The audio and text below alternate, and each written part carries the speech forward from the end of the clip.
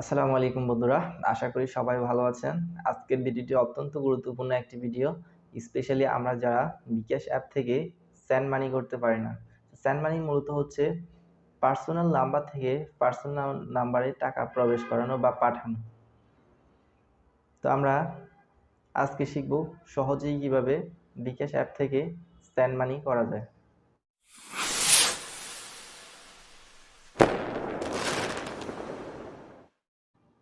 তো বন্ধুরা, আমরা চলে আসছি মোবাইল স্ক্রিনে আসার পরে আমরা চলে যাব ডায়াল অপশনে।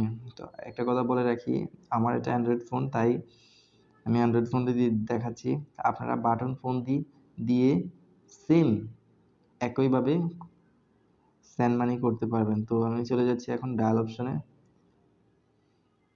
ডায়াল অপশনে যাওয়ার পরে এখন আমরা বিকাশ কোডটি লিখব। তো বিকাশ কোডটি হচ্ছে *247#।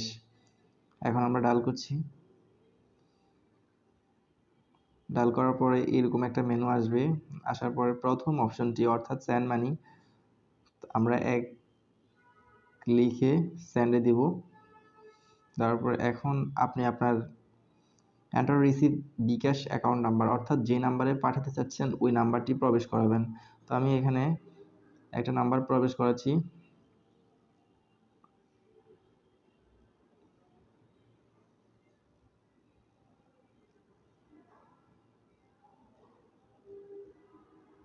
তো নাম্বার উঠানো শেষ। এখন আমি সেন্ডে ক্লিক করব।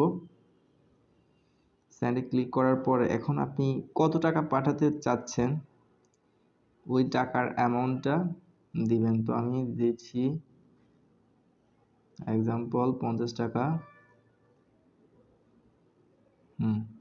তো বন্ধুরা, এখানে আপনার রেফারেন্স লিখতে বলবে। তো রেফারেন্স 1 দিলাম। 1 দেওয়ার পরে আমাদের মোটামুটি কাজ শেষ। এখন আমরা পিন নাম্বার দিব। তো সেন্ড মানি সাকসেসফুল হয়ে যাবে। তো পিন নাম্বার দেওয়ার পরে এখানে সেন্ড মানি দিবেন। পিন নাম্বার দেওয়ার পরে এখানে সেন্ডে ক্লিক করবেন।